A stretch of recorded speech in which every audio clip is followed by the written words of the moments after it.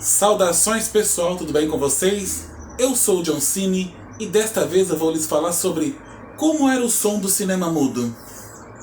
É, realmente os filmes eram mudos, não havia som nenhum. Isso é um fato, indiscutível. E é comum, quando a gente viu na televisão, na mídia física, os filmes mudos com som. Mas não foram sempre assim não. Para falar bem a verdade, desde o tempo dos irmãos Lumière, quando começou as primeiras sessões de cinema, os próprios já providenciavam para que alguém tocasse um acompanhamento musical, piano.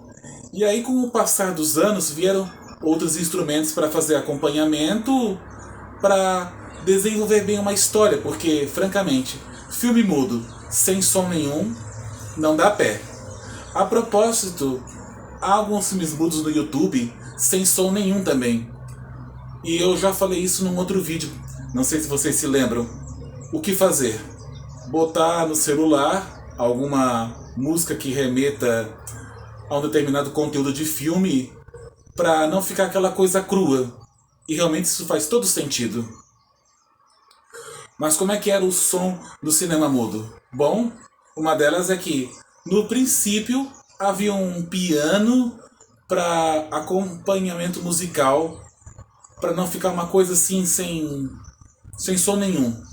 Tinha que ter algum clima para a pessoa assim ter uma emoção e tudo mais. E com o passar do desenvolvimento do cinema mudo, não foi só isso.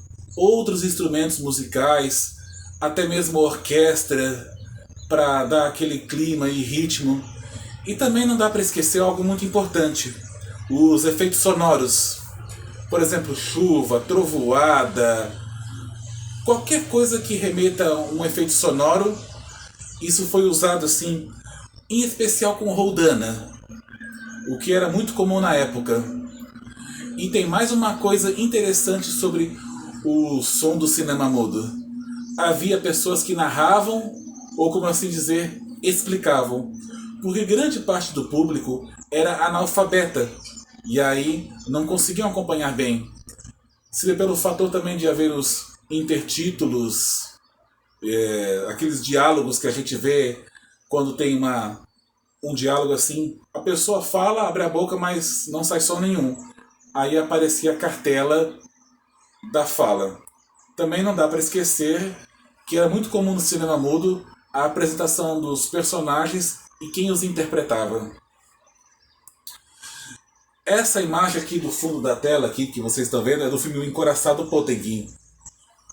Acho até legal poder explicar qual é a imagem assim para vocês saberem do que se trata. Enfim, o cinema realmente era mudo.